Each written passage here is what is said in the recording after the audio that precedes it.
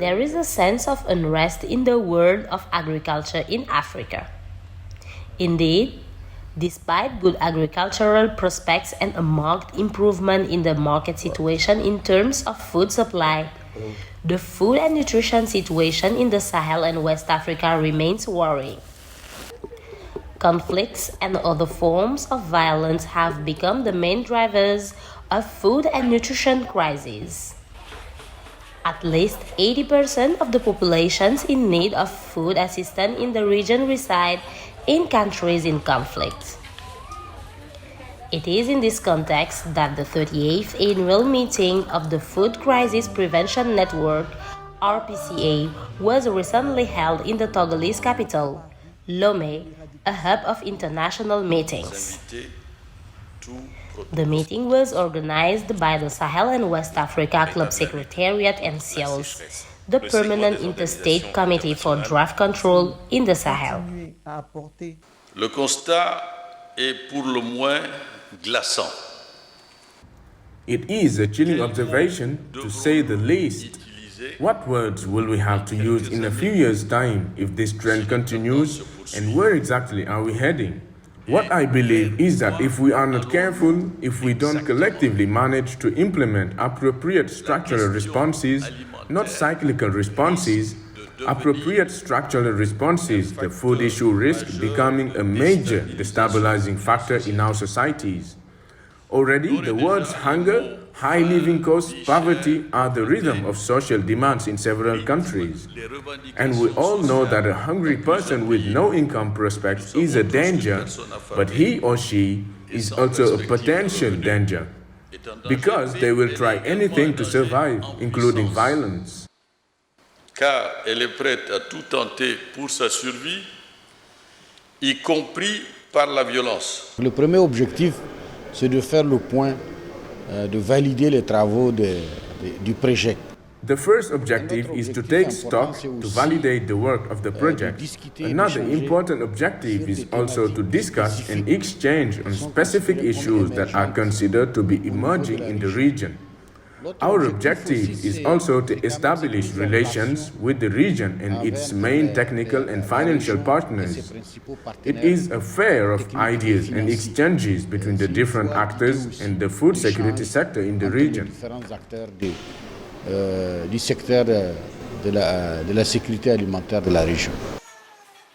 In West Africa and the Sahel, food insecurity has spread to most countries in the region. And today, the food supply situation in the markets has led to a regional approach. La zone de Liptako-Gourma, la zone de l'est de zone de The Liptako-Gourma zone, the Eastern Lake Chad zone, there is the central part of Nigeria. There is also the area between Niger and Nigeria and Cameroon, which are conflict zones. So in these different areas, supplies could be disrupted because there is an insecurity situation which poses a risk for the different trucks to arrive in this area. Also, there are various known constraints. Some countries have already started to impose restrictions on the movement of cereals, therefore between countries. So this will more or less affect trade between countries that are major producers of cereals compared to others which are major demanders. So if there are these kinds of restrictions, it can also affect the flows between countries. So there is this constraint, which can also be an obstacle to the supply of markets for the whole region. Donc à l'approvisionnement des marchés pour l'ensemble de la région. When you look at the international context, food prices are falling, particularly the prices of cereals, vegetable oils, and so on. But it should be noticed that just because food prices or international food prices are going down, it doesn't mean that food prices at the regional level will go down, because there are many criteria that go into that. There is the cost of transport. There is the payment in relation to local currencies which depreciate against the dollar. The issue of fertilizer supply was also central to Network's discussion because of its importance to agricultural production. In fact, in West Africa and the Sahel, only 46% of fertilizers needs were covered by the 30th April 2022. And these deficits could lead to a drop in production of 10 to 20 million tons, equivalent to almost 20% of cereal production in 2021-2022. The major challenge is that we can ensure the supply of fertilizer for the strategic crops that make up our food security: maize, rice, cassava, and other subsidiary crops that could be grown. But if we have ensured the fertilizer for these strategic crops and that these strategic crops can be supported during the 2022-2023 season, I think we will have done a lot. One of the paradoxes that we have noted during our presentation is that we have three large fertilizer manufacturing plants that are installed in our regional space. They are in Nigeria, to be precise, and they have a capacity to produce more than 6 million tons, which is far beyond our needs even in the region. So how is that this capacity is not exploited, especially since the figures show that this fertilizer, which produces 75% of the base, is exported to Latin America? So this suggests that the challenges of logistics, the challenges of currencies, of interstate cooperation, of trust between operators from one country to another and between the organizations of fertilizer distributors who are installed in the ECOWAS area and who should work in connection with the industrialists who manufacture fertilizers. In addition, we have more than 450 fertilizer blending units that can manufacture and blend the fertilizer formula that corresponds to your crop and the needs of your soil. The 38th meeting of the network also served as a forum for pastoralists in the region to share their concerns about the consequences of insecurity on livestock's mobility. No less than 1.3 million heads of transhumant livestock are blocked in cross-border areas due to security measures taken by some states.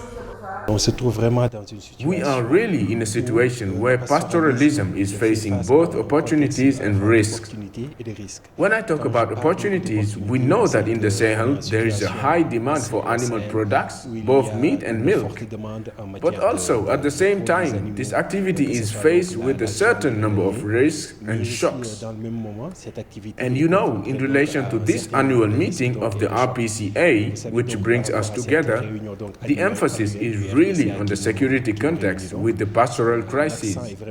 So I would say that this is an activity that is currently taking place in a context of strong insecurity that exacerbates the other shocks that we know in the Sahel. Whether the strong climatic variability exists, and so all this weighs heavily on pastoral and agro-pastoral households, for example in terms of access to foodstuffs with prices that can be quite high. This also affects pastoral households through mobility, which is therefore one of their main adaptation of response strategies. The pastoralists who develop mobility strategies to seek resources where they are today. Some coastal countries don't want this mobility anymore there, and because of security, many areas are not accessible to pastoralists. All of this, coupled with the fact that these pastoralists are somehow between a rock and a hard place, if the herders are living with the jihadis, or at least with the private gun carriers, who will say that they are with the jihadis? And if they are in the zones secured by the state and the militaries, the jihadis will say they are the state's indicators. So nowhere can the herders find the security they need for their development.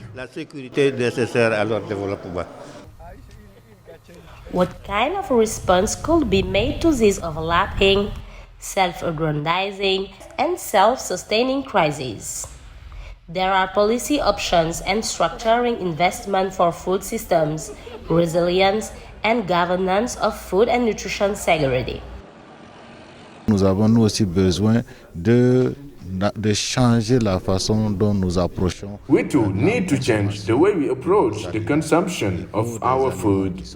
We need food that is rich, that is nutritious, yes, but that can also be prepared relatively quickly so that we can enjoy it to the full. Obviously, the quantity is extremely important to have, and that's why we talk about productivity. So far, we have this situation where we say that our crops are the lowest in the world. We use the fewest factors that raise these crops, so we have to change this situation as well. Nous utilisons le moins de facteurs qui élèvent ces rendements, donc il faut que nous changions aussi cette donne-là. Aujourd'hui, le contexte de la sécurité nous exige.